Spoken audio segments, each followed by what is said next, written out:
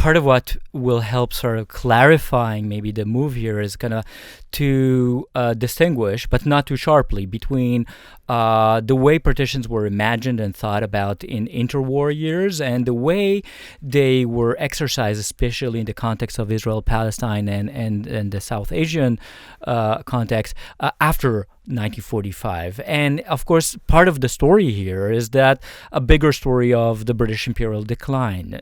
Colonial assets became liabilities. And something that emerge earlier on as the techniques of how to contain national differences but still have them under the imperial roof so that the amazing Titanic called the British Empire will continue sailing. This Titanic is sinking and sinking fast after 1945, and suddenly the same idea, the partition becomes a quick and dirty exit strategy when the British Empire is no longer willing to send men and spend money on the imperial project.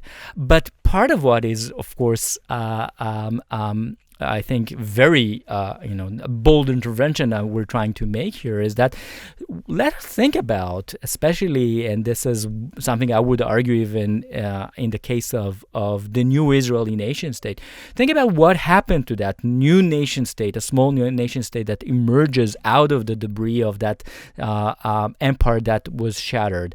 Is it cutting its ties completely with any type of other superpower, or do we have here a new nation state that is very much a proxy state? So in a way, I would suggest that hopefully future research will be able to draw these dots and see the connections, how this is tied into early Cold War years. You have suddenly proxy states that are very much still rely on superpower patronage and support. Otherwise, the project is unworkable.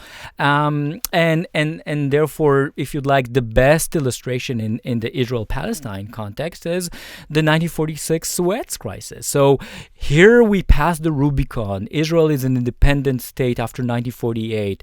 David Ben-Gurion is a prime minister. There is an Israeli defense force. You have all the paraphernalia of a nation state, a flag, a hymn, and still the Suez crisis shows how you have a nation state that is very much busy launching an attack that will help saving French and British imperial interest east of the Suez.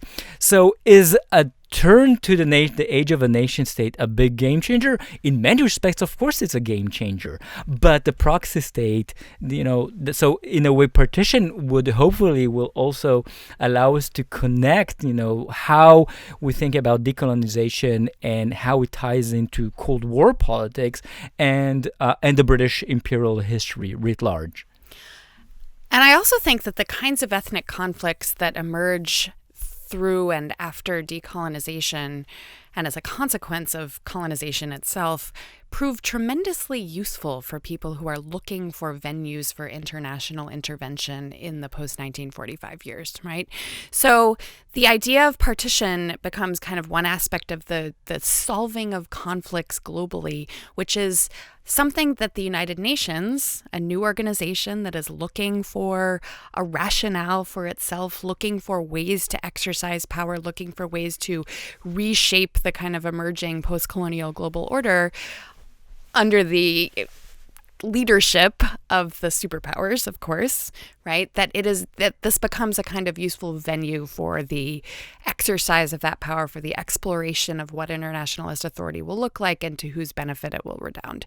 So I think that we do see a fairly kind of direct line between the kinds of interventions that the British Empire is trying to make and trying to hold on to territory in the interwar period, and the kinds of opportunities for intervention and influence and authority that institutions like the United Nations are exercising in the years after 1945.